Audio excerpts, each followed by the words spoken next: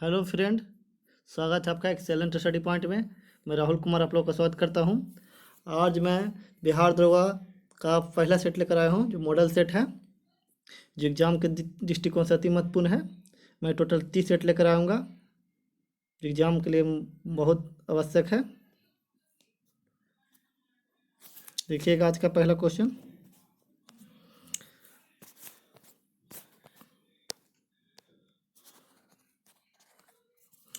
पहला क्वेश्चन कि mount Everest पर विजय पाने वाली पहली महिला थी।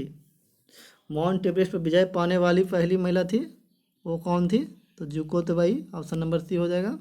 जुकोतबाई थी माउंट एवरेस्ट पर विजय पाने वाली पहली महिला थी। दूसरा क्वेश्चन देखिएगा, निम्नलिखित पर विचार कीजिए। निम्नलिखित पर विचार करना है, बताना है कि उपरोक्त का उत्तर से दक्षिण की ओर सही अनुक्रम कौन सा है। तीन ऑप्शन दिया गया है, महादेव पहाड़ी, सह्याद्री पर्वत, सतपुड़ा पर्वत श्रेणी। बताना है कि उत्तर से दक्षिण की ओर सही अनुक्रम बताना है। एक में महादेव पहाड़ी, दो में सह्याद्री पर्वत, तीन में सतपुड़ा पर्वत श्रेणी। तो इसमें है पहले महादेव और बाद सह्याद्री, पहला महादेव, दूसरा सतपुड़ा पर्वत श्रेणी, तीसरा सह्याद्री। ऑप्शन नंबर सी हो जाएगा। पहला महादेव हो जाएगा, दूसरा सतपुड़ा श्रेणी हो जाएगा, तीसरा सह्याद्री हो जाएगा। जो उत्तर से दक्षिण क्रम में अगर महादेव पहाड़ी आती है, दूसरा सतपुड़ा पहाड़ी आती है, फिर तीसरा सह्याद्री पहाड़ी आती है, जो सबसे दक्षिण में पड़ती है। Option number C. दूसरा का सी, तीन हो सी आंसर हो जाएगा। तीसरा देखिएगा, क्वेश्चन नंबर तीसरा, भारत के निम्न राज्यों में से किसमें महिलाओं की साक्षरता दर न्यूनतम है। भारत के निम्न राज्यों में से किसमें महिलाओं की साक्षरता दर न्यूनतम है? वो होगा बिहार। ऑल ओवर में भी बिहार का साक्षरता दर सबसे कम है। भारत के अंदर सभी राज्यों में बिहार की साक्षरता दर सबसे न्यूनतम है और महिला का भी सबसे न्यूनतम है। चौथा देखिएगा, इंद्रधनुष के मध्य में कौन सा रंग होता है। चौथा, इंद्रधनुष के मध्य में कौन सा रंग होता है, बताइएगा। वो होता है हरा। वैजानीय पिनाला। ठीक है, 7 रंग का याद करने का। वैजानीय पिनाला, वैजानी है पिनाला। तो बीच में हरा रंग होता है, 3 रंग इधर होता है, 3 रंग इधर होता है, बीच में हरा रंग, वही हरा रंग होगा। धनुष के मध्य में कौन सा रंग होता है? तो हरा रंग होता है। पांचवा क्वेश्चन देखिएगा। पांचवा क्वेश्चन है कि सूर्य के प्रकाश को संकेंद्रित फोकस करने के लिए निम्नलिखित में से किसका उपयोग किया जाता है। सूर्य के प्रकाश को संकेंद्रित, उसको फोकस करने के लिए निम्नलिखित में से किसका उपयोग किया जाता है? ये उपयोग किया जाता है अवतल शीशा का। अवतल शीशा का उपयोग किया जाता है सूर्य के प्रकाश को संकेंद्रित मैंने फोकस पर करने के लिए अवतल शीशा का उपयोग किया जाता है। ऑप्शन नंबर सी हो जाएगा। छठा है, निम्नलिखित में से कौन सा अधिक लेबर इंटेंसिव है। निम्नलिखित में कौन सा अधिक लेबर इंटेंसिव है, वो कौन है? तो कपड़ा उद्योग। ऑप्शन नंबर बी, इसमें ज़्यादा वर्कर लगा हुआ है, तो ज़्यादा लेबर है, इंसेंटिव वाला क्षेत्र है, तो कपड़ा उद्योग है। ऑप्शन नंबर बी हो जाएगा। जो लोहा और इस्पात उद्योग, पेट्रोलियम उद्योग, ऑटोमोबाइल उद्योग से भी अधिक है। सातवां देखिएगा, क्वेश्चन नंबर 7, कि खालसा पंथ का संस्थापक कौन था। खालसा पंथ के संस्थापक कौन था? वो था गुरु Govind Singh. Option number D हो जाएगा, 7 का डी। खालसा पंथ के संस्थापक थे गुरु गोविंद सिंह। 8वां क्वेश्चन देखिएगा, पुरुषों में रक्त क्षमता किसकी कमी से होती है। पुरुषों में रक्त क्षमता किसकी कमी से होती है? वो होता है विटामिन बी12। ऑप्शन नंबर सी, 8 का हो जाएगा सी। विटामिन बी12 कमी से पुरुषों में रक्त क्षमता नामक बीमारी होती है। 9वां क्वेश्चन देखिएगा, राजा राम मोहन राय के मरने के बाद किसने ब्रह्मा समाज में नई जान डाली। राजा राम मोहन राय के मरने के बाद किसने ब्रह्मा समाज में नई जान डाली, वो कौन थे? ऑप्शन देखिएगा। ऑप्शन में है, पहला विद्यासागर, दूसरा केशव चंद्र सेन, तीसरा अक्षय कुमार दत्ता, चौथा रविन्द्रनाथ टैगोर। 9 का आंसर हो जाएगा 2, केशव चंद्र सेन। राजा राम मोहन राय की मृत्यु के बाद पसना समाज में ब्रह्मा समाज में नई जान डाले थे, केशव चंद्र सेन थे। संस्थापक थे राजा राम मोहन राय। तो इसका ऑप्शन हो जाएगा बी। 10वां क्वेश्चन देगा, किसी हिंदू माँ ने किसे पहले सुल्तान को जन्म दिया है? किस हिंदू माँ ने किस पहले सुल्तान को जन्म दिया है? वो दिया है जलालुद्दीन फिरोज शाह को। किस हिंदू माँ ने किस पहले सुल्तान को जन्म दिया है? तो जलालुद्दीन फिरोज शाह। फिरोज शाह थे, उनका माँ थी एक हिंदू थी, पिता मुस्लिम थे। वो पहला सुल्तान था। फिरोज शाह ही इसी को बोलते हैं फिरोज शाह तुगलक। जलालुद्दीन फिरोज शाह को ही फिरोज शाह तुगलक बोलते हैं। तुगलक वंश के संस्थापक कौन था? तो गयासुद्दीन तुगलक था। 11वां क्वेश्चन देखिएगा, पसीना सबसे अधिक कब निकलता है? पसीना सबसे अधिक कब निकलता है? जब तापमान अधिक, हवा आर्द्र होता है। Option number B. जब तापमान अधिक होता है, हवा आर्द्र होती है, ठंडी होती है, तब पसीना अधिक निकलता है। तापमान अधिक और हवा आर्द्र होता है। ब्रह्मा देखिए, डिप्थीरिया तथा इन्फ्लुएंजा बीमारी किन कारणों से होता है? डिप्थीरिया इन्फ्लुएंजा बीमारी किस कारणों से होता है बताना है। होता है डिप्थीरिया होता है बैक्टीरिया से, इन्फ्लुएंजा होता है वायरस से। Option number B. डिप्थीरिया होता है जो बैक्टीरिया से होता है, इन्फ्लुएंजा होता है जो वायरस से। देखिए क्वेश्चन नंबर 13वां क्वेश्चन है कि गैल्वेनाइज लोहे पर पतली परत चढ़ाई जाती है। गैल्वेनाइज लोहे पर पतली परत चढ़ाई जाती है, किसका? जो चढ़ाई जाती है जस्ता का ही। ऑप्शन नंबर सी हो जाएगा। गैल्वेनाइज लोहे पर पतली परत चढ़ाई जाती है, किसका? तो जस्ते का। 13 का सी हो जाएगा। 14 देखिए, पानी का अधिकतम घनत्व होता है। पानी का अधिकतम घनत्व कितना होता है? होता है 4 degree Celsius. Option number B हो जाएगा। पानी का अधिकतम घनत्व होता है 4 डिग्री सेल्सियस होता है। 15वां देखिएगा, रडार का आविष्कार किया था। रडार का आविष्कार किसने किया था? रडार का तो ये किया था रॉबर्ट वाटसन बार्ट ने। रॉबर्ट वाटसन बार्ट ने रडार का आविष्कार किया था। 15 का बी हो जाएगा। 16वां क्वेश्चन नंबर 16 देखिएगा, मधुमेह रोग को किस इंजेक्शन से कम किया जा सकता है? मधुमेह रोग को किस इंजेक्शन से कम किया जा सकता है? वो क्या होता है? इंसुलिन के इंजेक्शन से। जो इंसुलिन के अधिक स्राव से या कम स्राव से मधुमेह नामक बीमारी हो जाता है।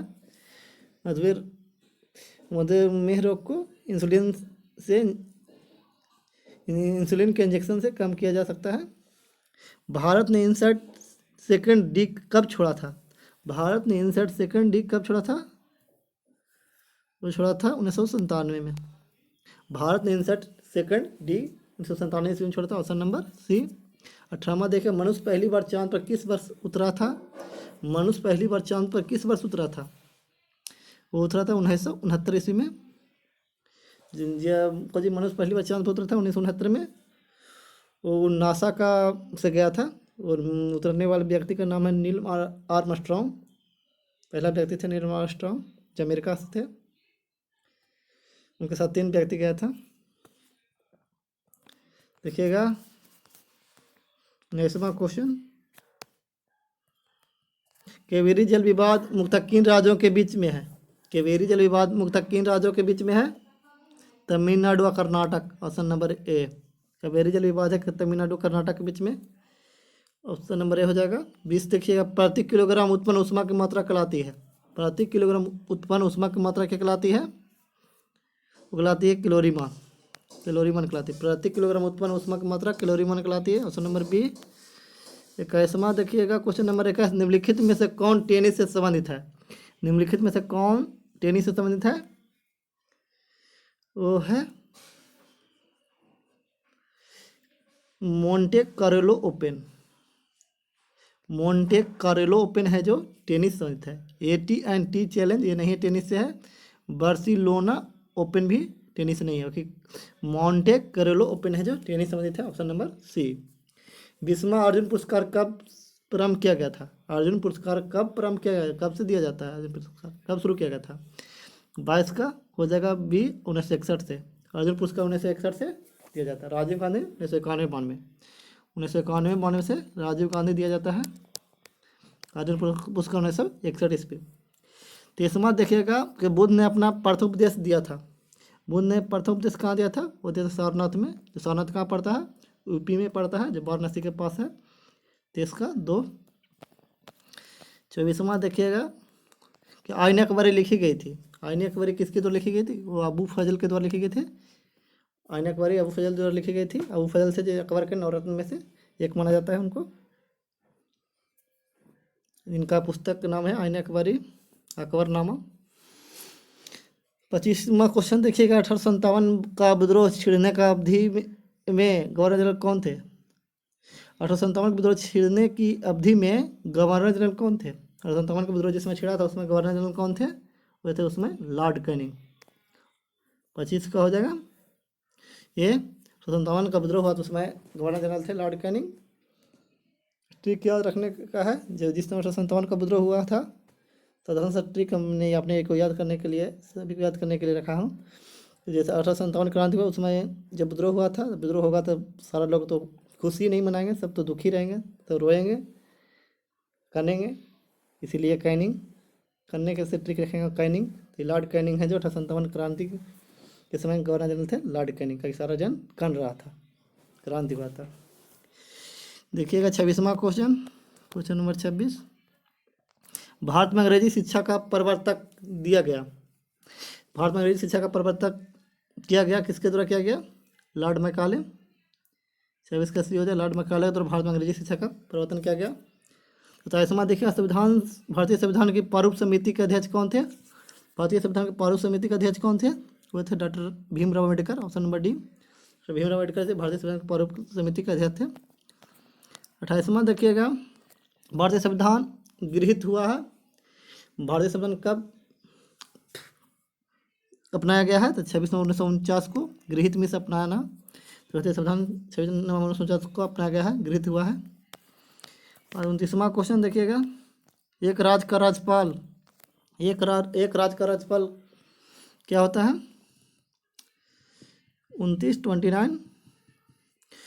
विधानमंडल द्वारा निर्वाचित होता है, ये सही है। प्रधानमंत्री का द्वारा मनोनीत होता है। एक राज्य का राज्यपाल क्या होता है?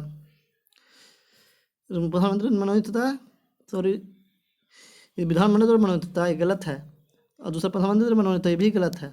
और भारत के मुख्य न्यायाधीश द्वारा नियुक्त होता है, ये भी गलत है। भारत के राष्ट्रपति द्वारा नियुक्त होता है। ऑप्शन नंबर डी हो जाएगा। एक राज्य का राज्यपाल होता है, भारत का राष्ट्रपति द्वारा नियुक्त होता है, नहीं विधानमंडल द्वारा निर्वाचित होता है, प्रधानमंत्री द्वारा मनोनीत होता है, भारत के मुख्य न्यायाधीश द्वारा नियुक्त होता है। ये सब गलत है तीनों। डी है ये, ऑप्शन नंबर डी और सही है, राष्ट्रपति द्वारा नियुक्त होता है। 30वां क्वेश्चन है, गुलिवर ट्रेवल्स पुस्तक को किसने लिखा है? गुलिवर ट्रेवल्स पुस्तक को किसने लिखा है? वो है लिखा जोनाथन स्विफ्ट हैं जो गुलिवर ट्रेवल्स पुस्तक को लिखे हैं, Jonathan Swift. Option number B है।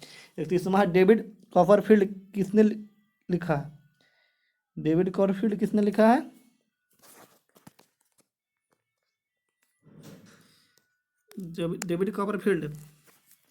डेविड कॉपरफील्ड किसने लिखा है? 31, वो लिखा चार्ल्स डिकेन। ऑप्शन नंबर डी हो जाएगा।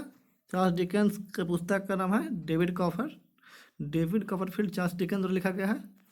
32वां क्वेश्चन है कि श्रीकांत पत्र का सृजन किसने किया? श्रीकांत पत्र का सृजन किसने किया है? वो किया है शरत Chandra Chattopadhyay. Option number B, शरत चंद्र चट्टोपाध्याय हैं जो श्रीकांत पत्र का सृजन किए हैं। 33वां देखिएगा, गीतांजलि पुस्तक किसने लिखी है? गीतांजलि पुस्तक किसने लिखे हैं? तो लिखे हैं रविन्द्रनाथ टैगोर हैं जो गीतांजलि पुस्तक लिखे हैं। 34वां देखिए, विश्व का सबसे छोटा देश कौन सा है? विश्व का सबसे छोटा देश है Vatican city. Option number D हो जाएगा। विश्व का सबसे छोटा देश वेटिकन सिटी है। क्षेत्रफल में भी और आबादी में भी, दोनों में सबसे छोटा देश है वेटिकन सिटी। नासिक अवस्थित है, किस नदी पर नासिक है? किस नदी पर है? तो गोदावरी नदी के किनारे नासिक अवस्थित है। नासिक है जो गोदावरी नदी के तट पर है। 36वां, केरल की राजधानी कहाँ है? केरल की राजधानी त्रिवेंद्रपुरम। केरल की राजधानी कहाँ है? त्रिवेंद्रपुरम है। ऑप्शन नंबर बी है। 37वां क्वेश्चन है, निम्नलिखित में कौन भारत से होकर गुजरता है? कौन सी रेखा है जो भारत से होकर गुजरता है? तो वो है कर्क रेखा। 23.5 डिग्री कर्क रेखा पर भारत स्थित है, उत्तरी गोलार्ध में 7 डिग्री नॉर्थ, इसी को कर्क रेखा बोलते हैं। 7 डिग्री साउथ हो तो उसको मकर रेखा बोलते हैं। 0 डिग्री को भूस्वत रेखा बोलते हैं। 38वां क्वेश्चन देखिएगा, पश्चिम बंगाल का मुख्य खनिज उत्पादन है। पश्चिम बंगाल का मुख्य खनिज उत्पादन क्या है? तो है कोयला। पश्चिम बंगाल मुख्य खनिज उत्पादन में कोयला में अग्रणी है। 38 का हो जाएगा 2, 38 का सॉरी 1 कोयला हो जाएगा। पश्चिम बंगाल है जो मुख्य कोयला उत्पादन में अग्रणी है। 39वां रिक्टर स्केल का प्रयोग किया जाता है। रिक्टर स्केल का प्रयोग किस लिए किया जाता है? तो भूकंप की तीव्रता मापने के लिए। ऑप्शन नंबर डी हो जाएगा। 40वां देखिए, दादा साहब फाल्के पुरस्कार दिया जाता है। दादा साहब फाल्के पुरस्कार किस लिए दिया जाता है? तो भारतीय चलचित्र में विशिष्ट सेवा हेतु, भारतीय चलचित्र में जीवन भर के योगदान देने के लिए, विशिष्ट योगदान देने के लिए उनको दादा साहब फाल्के पुरस्कार दिया जाता है।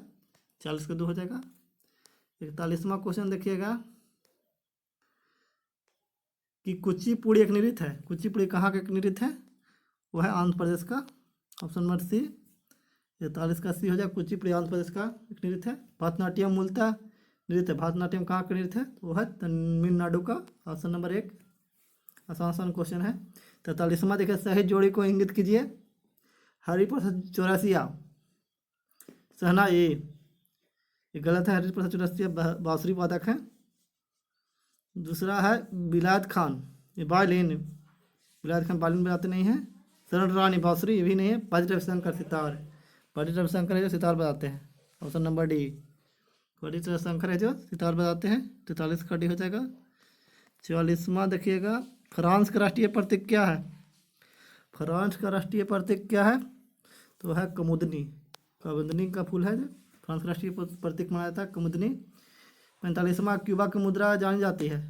क्यूबा की मुद्रा क्या है? तो पेसो के रूप में। क्यूबा की मुद्रा है जो पेसो है, पेसो के रूप में जानी जाती है क्यूबा की मुद्रा। 46वां, राजीव गांधी गोल्ड कप संबंधित है। राजीव गांधी गोल्ड कप किसके संबंधित है? वो है फुटबॉल के साथ। राजीव गांधी गोल्ड कप है जो फुटबॉल के साथ संबंधित है। 47वां क्वेश्चन देखिएगा, 47वां question, Benson and Hedges cup संबंधित है। बेंसन एंड हेजेज कप संबंधित है, किससे संबंधित है? बेंसन एंड हेजेज कप, वह क्रिकेट के साथ। Option number C, Benson and Hedges cup का संबंध है क्रिकेट से। 48वां है कि CSIR एक स्वायत्त शासी निकाय है जिसका निर्माण किया गया था अनुसंधान तथा विकास के समग्र विस्तार हेतु निम्नलिखित को छोड़कर। किसको छोड़कर? CSIR स्वायत्त शासी निकाय है जिसका निर्माण किया गया था अनुसंधान तथा विकास के समग्र विस्तार हेतु। किसे छोड़कर किया गया है? तो नाभिकीय अनुसंधान। ऑप्शन नंबर डी, कृषि उद्योग तकनीकी, इसमें दोनों के साथ किया गया है, बाकी नाभिकीय अनुसंधान को छोड़कर किया गया है CSIR का। 47 का भी हो जाएगा। 49वां क्वेश्चन है, 49वां, कर्क रेखा भारत के मध्य भाग से होकर गुजरती है जिसके फलस्वरूप, कर्क रेखा भारत के मध्य भाग से होकर गुजरती है जिसके फलस्वरूप देश के दक्षिणी आधे भाग में उष्ण कटिबंधीय जलवायु पाई जाती है। ऑप्शन नंबर बी, कर्क रेखा है जो भारत के मध्य भाग से होकर गुजरती है जिसके फलस्वरूप देश के दक्षिणी आधे भाग में उष्ण कटिबंधीय जलवायु पाई जाती है। 50 के एक हो जाएगा।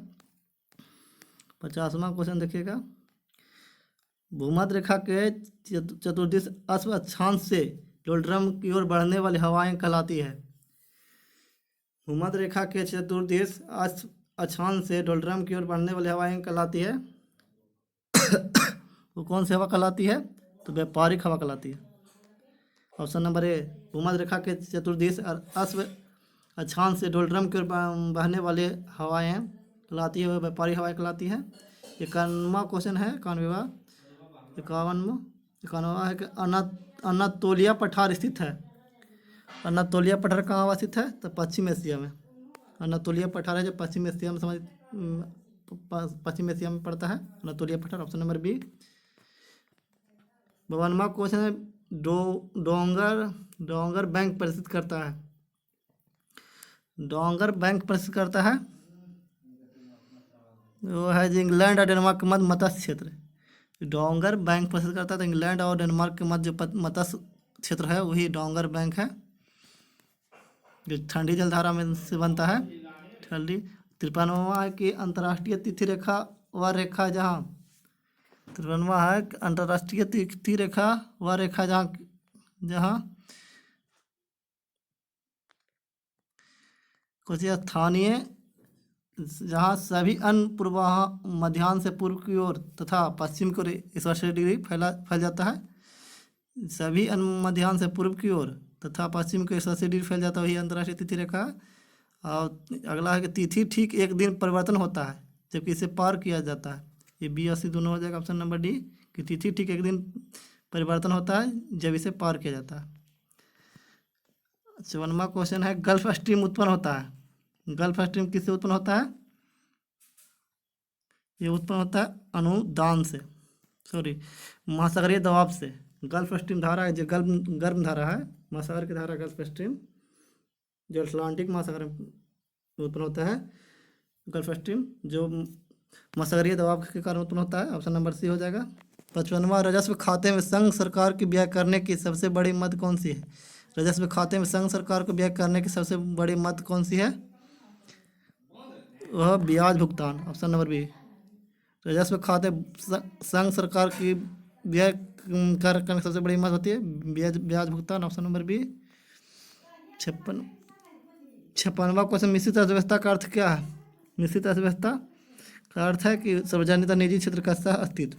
मिश्रित अर्थव्यवस्था सार्वजनिक और निजी क्षेत्र का सह अस्तित्व है। 57वां क्वेश्चन है कि जीएनपी एनपी के मध्य अंतर है। जीएनपी एनपी के मध्य अंतर है पूंजी अवमूल्यन के साथ, ऑप्शन नंबर बी हो जाएगा। जीएनपी एनपी के मध्य अंतर है पूंजी अवमूल्यन के साथ, ऑप्शन नंबर बी हो जाएगा। 58वां क्वेश्चन है कि खाद्य संसाधन तथा संचयन द्वारा कौन से पोषक तत्व अधिकांश रूप से में प्रभावित होता है? खाद्य संसाधन तथा संचयन द्वारा कौन से पोषक तत्व अधिकांश रूप से प्रभावित होता है? वो होता है विटामिन, ऑप्शन नंबर सी हो जाएगा। खाद्य संसाधन संचयन द्वारा पोषक तत्व में विटामिन सबसे अधिक प्रभावित होता है। 59वां अंतर्राष्ट्रीय मुद्रा कोष IMF का प्रमुख कार्य है। अंतर्राष्ट्रीय मुद्रा कोष IMF का प्रमुख कार्य क्या है? वह सदस्य देशों के भुगतान संतुलन समस्याओं में सहायता करना। सदस्य देश की भुगतान संतुलन में समस्याओं में सहायता करना है IMF का प्रमुख कार्य है। 60वां क्वेश्चन देखिए। 60वां क्वेश्चन है कि ग्रह अपनी विभिन्न धुरियों पर गतिशील रहते हैं। ग्रह अपनी विभिन्न धुरियों पर गतिशील रहते हैं, वो रहते हैं गुरुत्वाकर्षण और केंद्रीय बल के कारण, ऑप्शन नंबर बी हो जाएगा। 61वां देखा ISO 9000 क्या है? ISO 9000 है जो अच्छे प्रबंधन का मानक है। अच्छे प्रबंधन का मानक माने तो ISO 9000। 62वां क्वेश्चन है। 62वां क्वेश्चन है कि जल सतह की अधिकतम गहराई मरियाना ट्रेंच में लगभग 11,000 मीटर है, यह स्थित है। जल सतह की अधिकतम गहराई है मरियाना ट्रेंच, जो मरियाना गर्त के नाम से आता है, जो लगभग 11,000 मीटर है। यह कौन से महासागर में है? वो प्रशांत महासागर में। ऑप्शन नंबर बी हो जाएगा। 62 का बी हो जाएगा। 63 देखिएगा, जब वह बिंदु जिस पर एक वस्तु सूर्य के चारों ओर दीर्घवृत्ताकार रूप में यात्रा करती हुई सूर्य के समीप आ जाती है उसे क्या बोलते हैं? वह बिंदु जिस पर एक वस्तु सूर्य के चारों दीर्घवृत्ताकार रूप में यात्रा करते हुए सूर्य के समीप आ जाती है उसके बोलते हैं, उसके परहेली बोलते हैं। तो 3 जनवरी का आता है परहेली, इसी को उपसौर बोलते हैं। तो 3 जनवरी को सूर्य सबसे नजदीक आ जाता है। 64 देखिएगा, फोर्थ स्टेट पद किसे संबंधित करता है? फोर्थ स्टेट सब पद किसे संबंधित करता है? फोर्थ स्टेट पद किसे संदर्भित करता है? वो कहता है प्रेस को। 64 को जगह डी, प्रेस को फोर्थ स्टेट पद कहा जाता है। 65वां देखिएगा, ओजोन। ओजोन क्या है? ओजोन है प्रवैनी सूर्य प्रकाश से पृथ्वी की रक्षा करता है। ओजोन है जो प्रवैनी किरण जो आती है सूर्य के प्रकाश से, उसे पृथ्वी की रक्षा करती है ओजोन परत। 66वां क्वेश्चन देखिएगा, CRY एक संगठन जो संबंधित है, किस संबंधित है? CRY एक संगठन है जो संबंधित है किससे? सुकराई बोलते हैं। वो संबंधित है बहिष्कृत बच्चों के कल्याण से। बहिष्कृत बच्चों के कल्याण से CRY एक संगठन से संबंधित है। 67वां क्वेश्चन देखिएगा, 67वां भारतीय मानक समय ग्रीनविच मध्य समय से 5.5 घंटा आगे है। ईरान मानक समय भारतीय मानक समय से 2 घंटा पीछे है। कौन सा देशांतर ईरानी मानक समय का निर्धारण करता है, जबकि भारतीय मानक समय 82.5 डिग्री ई द्वारा निर्धारित किया जाता है? इसको निकालना पड़ेगा, तो निकालिएगा तो 67 का जगह है 52.5 ई पर ईरान स्थित है। 52.5 पर है। 68वां क्वेश्चन देखिएगा। 68वां क्वेश्चन, जब कोई वस्तु चंद्रमा से पृथ्वी पर स्थानांतरित की जाती है तो क्या होता है? तो पृथ्वी का पर इसका भार बढ़ जाता है जबकि इसका द्रव्यमान स्थिर रहता है। जब कोई वस्तु चंद्रमा से पृथ्वी पर स्थानांतरित किया जाता है तो इस पृथ्वी पर इसका भार बढ़ जाएगा, बाकी चंद्रमा पर द्रव्यमान इसका स्थिर रहता है, भार बढ़ जाएगा। अच्छा, पृथ्वी चंद्र पर तो 1/6 भार में कमी आ जाता है। अगर वहाँ पृथ्वी और चंद्रमा से पृथ्वी पर लगाएंगे तो 6 गुना बढ़ जाएगा। एक्सेल सॉफ्टवेयर का भाग है। एक्सेल सॉफ्टवेयर का भाग तो MS ऑफिस का 69 का डी हो जाए। MS ऑफिस का भाग है एक्सेल है जो MS ऑफिस का भाग है। MS वर्ड भी MS ऑफिस का ही भाग है। MS वर्ड पर एडिशन सब MS ऑफिस से ही संबंधित है। 70वां क्वेश्चन, टैब इनलाइनमेंट कितने प्रकार का होता है? टैब इनलाइनमेंट कितने प्रकार का होता है? ये होता है 5 प्रकार का। टैब इनलाइनमेंट होता है जो 5 प्रकार का होता है। 61वां देखिए। 71वां, टैब के प्रकार हैं। टैब के प्रकार हैं कितने हैं? ये हो जाएगा डी, सभी हैं। लेफ्ट राइट सेंटर तीनों हैं। टैब के प्रकार सभी हैं, लेफ्ट राइट सेंटर। 72वां, जैतून की शाखा का प्रतीक है। जैतून का शाखा प्रतीक किस लिए है? तो शांति के लिए है जैतून की शाखा। 72 का ये हो जाएगा। जैतून की शाखा है जो यूएनओ का प्रतीक है। यूएनओ का चिन्ह लिया गया है प्रतीक चिन्ह के रूप में यूएनओ का, जो शांति के लिए है। 73वां, जूल प्रति सेकंड किसकी इकाई है? जूल प्रति सेकंड है, शक्ति की इकाई है, जूल प्रति सेकंड है, ऑप्शन नंबर बी। 74वां क्वेश्चन देखिएगा। प्राकृतिक वर्ण का सिद्धांत किसने दिया था? प्राकृतिक वर्ण का सिद्धांत दिया था डार्विन ने, चार्ल्स डार्विन। प्राकृतिक वर्ण का सिद्धांत चार्ल्स डार्विन दिया था। 75वां क्वेश्चन देखिएगा। एक स्वतंत्र राजा के रूप में शिवाजी का राज्याभिषेक कहाँ किया गया था? एक स्वतंत्र राजा के रूप में शिवाजी का राज्याभिषेक कहाँ हुआ था?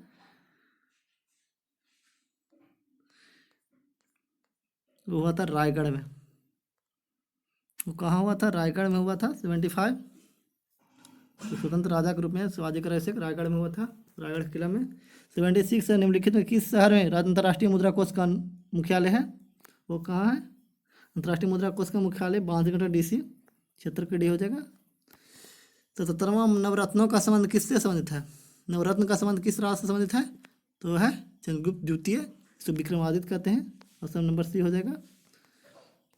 76वां क्वेश्चन 78वां क्वेश्चन है। तो 77वां बता दिया। 78वां देखिएगा। टुंड्रा प्रदेश के निवासी का मुख्य धंधा क्या है? टुंड्रा प्रदेश के निवासी का मुख्य धंधा है वह शिकार। शिकार करके अपना जीविकोपार्जन करते हैं टुंड्रा प्रदेश के निवासी, और रहते हैं उस घर को उसका उग्लू बोलते हैं, जो पोल बियर द्वारा खींचा जाता है। 79वां को राष्ट्रीय शोध धातुकर्म प्रयोगशाला कहाँ स्थित है? राष्ट्रीय धातुकर्म प्रयोगशाला कहाँ है? वो है जमशेदपुर में। 79 का डी हो जाए, राष्ट्रीय धातुकर्म प्रयोगशाला जमशेदपुर में है। 80वां क्वेश्चन है कि वह कौन सा कर्मकारी था जिसने उत्तर पश्चिम से 800 से 1200 ईस्वी के दौरान भारत पर पहली बार आक्रमण किया? अच्छा, वह कौन आक्रमणकारी था जिसने उत्तर पश्चिम से 800 से 1200 के दौरान पहली बार आक्रमण किया? तो कौन था? 80 का गजनी, मोहम्मद गजनी था। मोहम्मद गजनी था जो 800 से 1200 के दौरान भारत पर पहली बार आक्रमण किया था उत्तर पश्चिम से। 81वां, मराठों के कार्यकाल में चौथ क्या था? मराठों के कार्यकाल में चौथ क्या था? चौथ एक प्रकार का कार्य था, ऑप्शन नंबर सी हो जाएगा। 82वां क्वेश्चन है कि निम्नलिखित में कौन नरमपंथी की मांग नहीं थी? निम्नलिखित में कौन जी नरमपंथी की मांग नहीं थी? वो है भारत की स्वतंत्रता। पर स्वतंत्रता से नरमपंथी की मांग नहीं थी, बाकी थी सब थी। आगे 83वां देखना है। किस ब्रिटिश प्रधानमंत्री ने कैमल अवार्ड दिया? किस ब्रिटिश प्रधानमंत्री ने कैमल अवार्ड दिया? तो दिया रैमजे मैकडोनाल्ड ने। 83 का एक हो जाएगा। रैमजे मैकडोनाल्ड उसमें ब्रिटिश के प्रधानमंत्री थे, उसने कैमल अवार्ड दिए थे 1932। किन्हें दिए थे? तो डॉक्टर भीमराव अम्बेडकर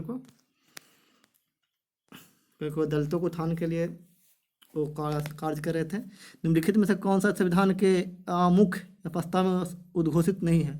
कौन है भारतीय संविधान का आमुख प्रस्ताव में उद्घोषित नहीं है? वो है जे तीन सूचियों का समावेश, संघीय सूची, राष्ट्र सूची, संवर्ती सूची। ये नहीं है। समाज संस्थान अवसर की समानता है। सामाजिक आर्थिक नैतिक राजनीतिक है, ये है सामाजिक आर्थिक राजनीतिक सभ्य है, ये न्याय है, वैचारिक अभिव्यक्ति, आस्था विश्वास व पूजा की स्वतंत्रता, ये भी है, तीनों है। 84 का डी हो जाएगा। 85वां क्वेश्चन है कि भारत किस संदर्भ में धर्मनिरपेक्ष देश है। भारत किस संदर्भ में धर्मनिरपेक्ष देश है, तो वो है कि कोई भी धर्म देश धर्म नहीं है, या कोई भी धर्म देश धर्म नहीं, ये भी सही। कोई भी धर्म देश धर्म नहीं है, ये भी सही है। दूसरा कि धर्म निजी मामला समझा जाता है, धर्म निजी मामला, ये भी सही है। देश धर्म या जाति का आधार पर भेदभाव नहीं कर सकता, देश धर्म जाति का आधार पर भेदभाव नहीं कर, ये भी सही है। उपरोक्त सभी हो जाएगा। 85 का डी होगा। 86वां क्वेश्चन देखिएगा कि निम्नलिखित में से किस परिस्थिति के अंतर्गत उपराष्ट्रपति राष्ट्रपति के रूप में कार्य कर सकता है। लेकिन किस परिस्थिति के अंतर्गत उपराष्ट्रपति राष्ट्रपति के रूप में कार्य कर सकता है, वो दोनों जब बीमारी या किसी अन्य कारण से राष्ट्रपति अपनी जिम्मेदारी न संभाल सके तब राष्ट्रपति का पद रिक्त हो जाए, तब काम करता है। ऑप्शन नंबर सी हो जाएगा। 87वां देखिएगा कि भारत की जनसंख्या वृद्धि में योगदान देने वाला मुख्य कारक है। भारत की जनसंख्या वृद्धि में योगदान देने वाला मुख्य कारक क्या है, वो है निम्न मृत्यु दर। ऑप्शन नंबर बी हो जाएगा। निम्न मृत्यु दर के कारण भारत की जनसंख्या में वृद्धि अत्यधिक वृद्धि हो रही है। 88 में इनमें से कौन प्रत्यक्ष कर है, इनमें से कौन है जो प्रत्यक्ष कर है, वो है मृत्यु कर और मतदान कर। कौन प्रत्यक्ष कर, तो मृत्यु कर मतदान कर है जो प्रत्यक्ष कर है। 89वां क्वेश्चन देखिएगा, अपतटीय जिसको बोलते हैं ऑफशोर ड्रिलिंग, अपतटीय ड्रिलिंग से क्या तात्पर्य है। ये है जो खनिज निकालने के लिए उथले समुद्र के तल में गहरा गड्ढा खोदना। खनिज निकालने के लिए उथले समुद्र के तल में गहरा गड्ढा खोदना है, अपतटीय ड्रिलिंग है। 90वां क्वेश्चन है, 90वां क्वेश्चन है, भूमि का वह जलमग्न हिस्सा जो महाद्वीप के समीपस्थ हो और 600 फीट से ज़्यादा गहरा नहीं हो कहलाता क्या, वो कहलाता है महाद्वीपीय शेल्फ कहलाता है। महाद्वीप को वह जलमग्न हिस्सा जो महाद्वीप के समीपस्थ हो और 600 फीट से ज़्यादा गहरा नहीं हो, वो महाद्वीपीय शेल्फ कहलाता है। 91वां क्वेश्चन देखिएगा, मगध की प्रथम राजधानी कहाँ थी, वो तो राजगीर, इसी को गिरिब्रिज बोलते हैं। ऑप्शन नंबर सी, 91 का सी हो जाएगा। 92वां क्वेश्चन देखिएगा, 92वां क्वेश्चन है कि प्राचीन भारत के 16 महाजनपद में एक था। 16 महाजनपद में कौन एक था, प्राचीन भारत के 16 महाजनपद में एक था। 92 का, ये 92 का है डी, अंग उसमें 16 महाजनपद में से एक था। जिसमें अंग की राजधानी कहाँ थी, तो चंपा थी। मगध के राजगृह था। 93, मैं नगर को ध्वस्त कर रहा हूँ एवं महल तथा मुख्य भवनों को उड़ा देने की तैयारी कर रहा हूँ। आज मैं कुंवर सिंह द्वारा हाल में ही बड़ी धनराशि खर्च करके बनाए गए मंदिर को अंततः तोड़वा दिया है। यह कथन किसका है, ये कथन किसका है, 93 का, बेसेंट अय्यर का। ये बेसेंट अय्यर का कहना था कि मैं नगर को ध्वस्त करा रहा हूँ और महल को तथा मुख्य भवनों को उड़ा देने की तैयारी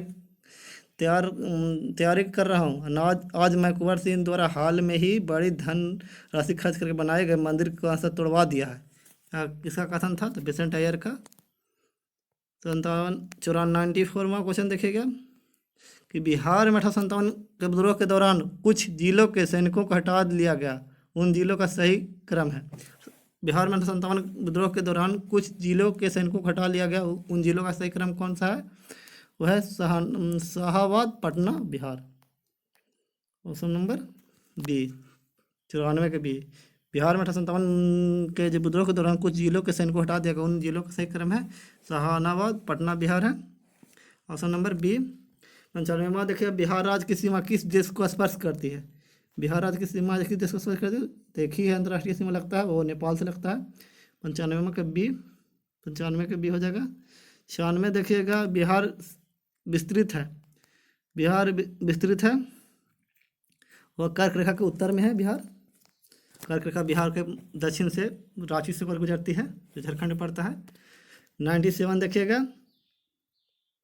कि बिहार की सीमा से संबंधित कौन सा कथन सही है। बिहार के सीमा से संबंधित कौन सा कथन सही है, तो इसमें है कि बिहार राज्य की सीमा को स्पर्श करने वाला भारत के राज्य की संख्या 3 है, ये भी सही है। बिहार राज्य की सीमा को स्पर्श करने वाला भारत की राज्य की संख्या 3 है, यूपी, पश्चिम बंगाल और झारखंड। और उत्तर में तो अंतर्राष्ट्रीय सीमा है नेपाल के साथ। दूसरा है कि देश के झारखंड, उत्तर प्रदेश, पश्चिम बंगाल, बिहार राज्य की सीमा का स्पर्श करता है, ये सही है, ये तीनों राज्य है। सोमेश्वर के श्रेणी के शीर्ष भाग को बिहार और नेपाल के बीच सीमा रेखा के रूप में जाना जाता है, ये भी सही है। ऑप्शन नंबर डी हो जाए, सोमेश्वर के श्रेणी के शीर्ष भाग को बिहार और नेपाल के बीच सीमा रेखा के रूप में जाता है, ऑप्शन नंबर डी हो जाए 97 का। 98वां देखिएगा कि भारतीय संविधान के किस अनुच्छेद के तहत केंद्र सरकार द्वारा उद्ग्रहित और संग्रहित कर में हिस्सा प्राप्त होता है। भारतीय संविधान के किस अनुच्छेद के तहत राज्य को केंद्र सरकार द्वारा उद्ग्रहित और संग्रहित कर में हिस्सा प्राप्त होता है?